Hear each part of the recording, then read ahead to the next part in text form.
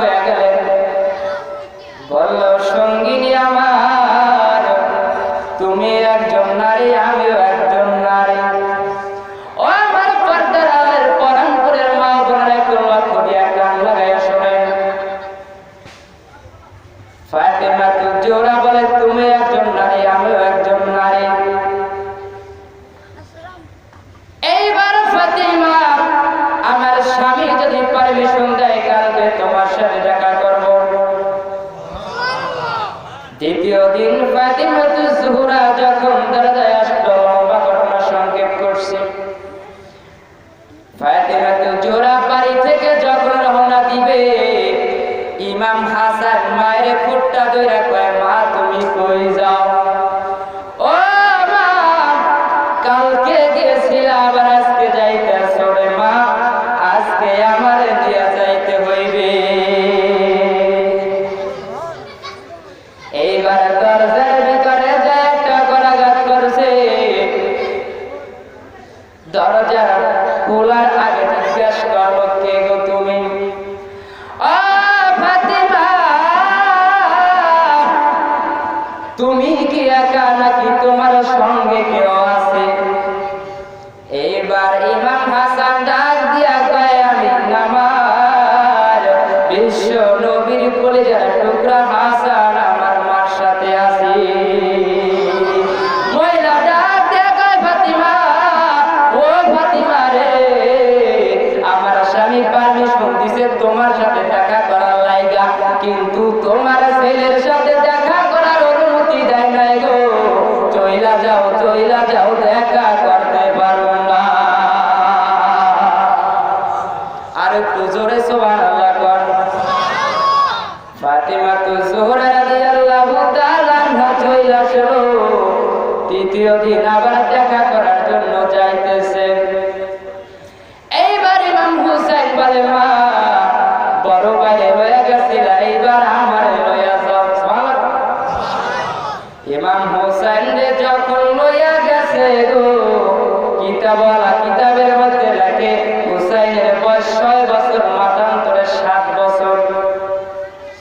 দরজার ভিতরে একটা করাঘাত করলো, কিন্তু দরজাটা খুললো না।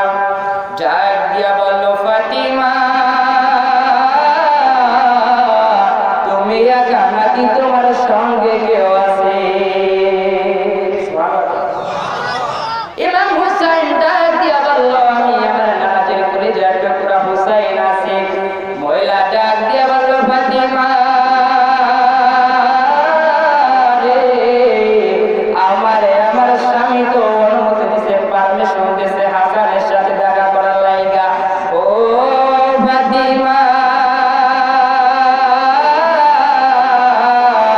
হুসাইনের সাথে দেখা করার পারমিশন তো আমার দেয় না। ও ফাতেমা, তুমি চইলা যাও, চইলা যাও রে ফাতেমা, কপালে থাকলে, তাকদীরে থাকলে কাল কিয়ামতে তোমার সাথে দেখা হইয়া যাইবে। এইবার মহিলা ঘরের কোনায় বইয়া খালি কাঁদে। স্বামী গোশত বিক্রি করার পরে দরজায় যখন ফিরল, সন্ধ্যার পরে বাড়ির ভিতরে আসলো, দেখে তার স্ত্রীর চোখ থেকে অশ্রু গড়িয়ে পড়তেছে, শুধু কাঁদে। ও স্বামী রে, আপনি জানেননি আজকে দরজায় কে আইসা ফিরে গেছে? স্বামী, যারা পারমিশন ছাড়া জান্নাতে কোনো মহিলা প্রবেশ করতে পারবে না। ও আমার পরাণপুরের মা বোনা, তোমাদের খেদমতে একটা কথা বলে যায়, লক্ষ্য করে শোনো। ফাতেমা জোহরা রাদিয়াল্লাহু তাআলা আনহা কার মেয়ে ছিল? জোরে বলেন, আরো জোরে বলুন, কার মেয়ে ছিল? নবীজির মেয়ে ছিল। লক্ষ্য করে একটু তন্নটা লাগাইয়া শুনে, ফাতেমা জোহরা হলো জান্নাতের সর্দারিনী। এই ফাতেমা জোহরার সাথে স্বামীর পারমিশন ছাড়া ওই মহিলা দেখা দেয় নাই। কার স্ত্রী ছিল? জোরে বলেন, আরো জোরে বলুন, কার স্ত্রী ছিল? একজন কসাইর স্ত্রী।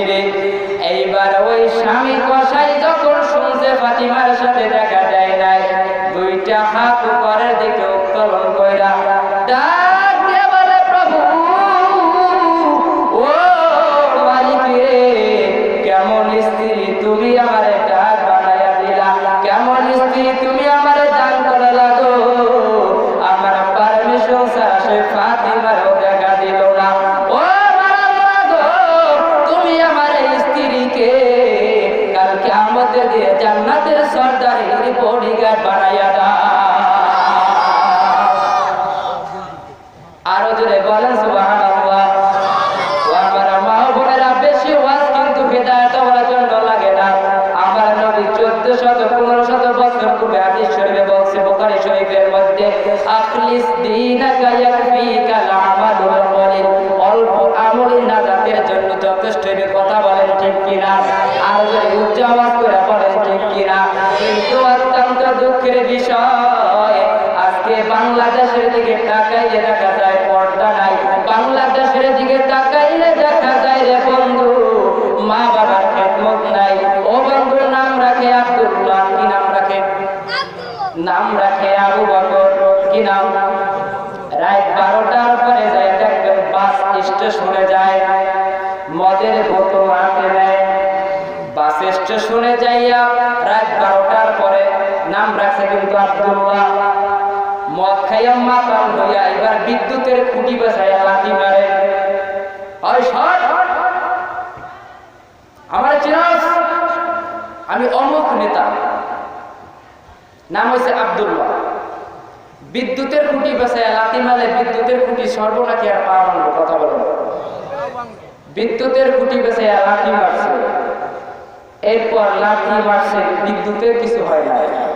উনি ব্যাগে পড়ছে বাথরুম ড্রেনের ভিতরে, এরপর গু খাইয়া পোক্কা মাছের মতো পেট হয়েছে, ফজরের পরে ওই জায়গা দিয়ে উঠছে। আছে কি নাই কথা বলেন? নাম রাখছে আব্দুল্লাহ, সমাজের মধ্যে আছে কি নাই? একটু জোরে আওয়াজ করে বলেন, আছে কি নাই? বন্ধুরা আমার, এই ওয়াজ মাহফিল দেওয়ার উদ্দেশ্য হলো একটাই, মানুষকে হেদায়েতের পথে আনা। কথা বলেন ঠিক কিনা? আরো জোরে আওয়াজ করে বলেন ঠিক কিনা? বন্ধুরা আমার, একটা কথা সর্বসময় মনে রাখবেন, আমরা হলাম বিশ্ব নবীর উম্মত। কথা বলেন ঠিক কিনা? আমার আল্লাহ বলেছেন, যেই নবীরে আমি আল্লাহ যদি না বানাইতাম, তাম পৃথিবী তো দূরের কথা, ফেরেশতা 2,24,000 পয়গম্বর কিংবা তারও অধিক কিছুই বানাইতাম না। যেই নবীর উম্মত হওয়ার জন্য ঈসা নবী, কি নবী? প্রভু, নবীগিরি চাই না, নবুয়তি চাই না, কিতাব চাই না, তুমি আমারে তোমার নবীর উম্মত বানাইয়া লও। তোমার আরশের পায়ের উপরে যেই নবীর নামটা লেখা দেখছি, ওই নবীর উম্মত আমারে বানাইয়া লও। আমার আল্লাহ ডাক দিয়া বলিসা, নবুয়তিও দিলাম, কিতাবও দিলাম, উম্মতও বানাইয়া দিলাম। পয়গম্বর যেই নবীর উম্মত হওয়ার জন্য কাঁদছে, আর আমরা বিনা দরখাস্তে সেই নবীর উম্মত হয়ে গেছি। ভাগ্যবান না দুর্ভাগ্যবান? কথা বলেন, আরো জেনে বলেন, ভাগ্যবান না দুর্ভাগ্যবান? বন্ধুরা আমার, তো যেহেতু সময় খুবই সংক্ষেপ, আর আমার একটা বদাভ্যাস হলো অল্প সময়ের মধ্যে আলোচনা গুছিয়ে আনার অভ্যাস আমার নাই। তার মধ্যেও যতটুকু আলোচনা করছি, আল্লাহ পাক রব্বুল আলামিন আমাদের সকলকে আমল করার তৌফিক দান করুন, আমিন। বন্ধুরা আমার নবীর শানে একটা নাত তারানা গাইতে গাইতে আপনাদের কাছ থেকে আজকে বিদায় নেব। সবাই আমার সাথে বলতে রাজি আছেন কি নাই? সবাই বলুন, রাজি আছেন কি নাই? সবাই বলুন, সাল্লাল্লাহু আলাইকা ইয়া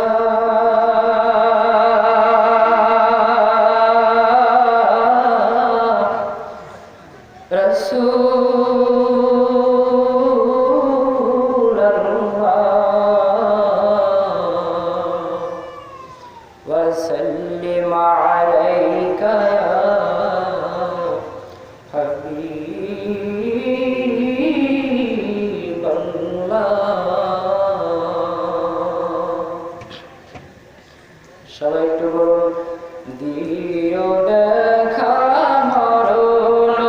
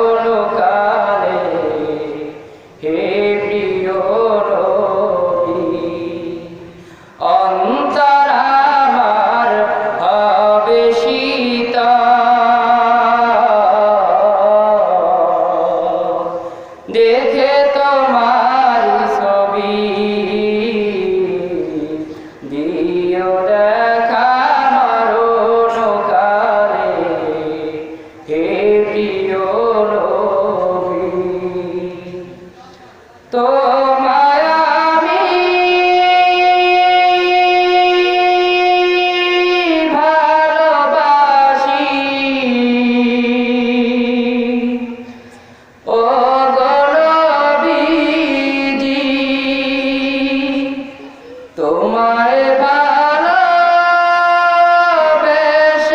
আমি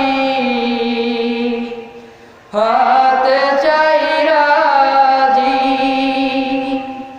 তোমায় পাবো কেমনে নবী, রাত্রি দিন ভাবি, অন্তর আমার হবে শীতল, দেখে তোমার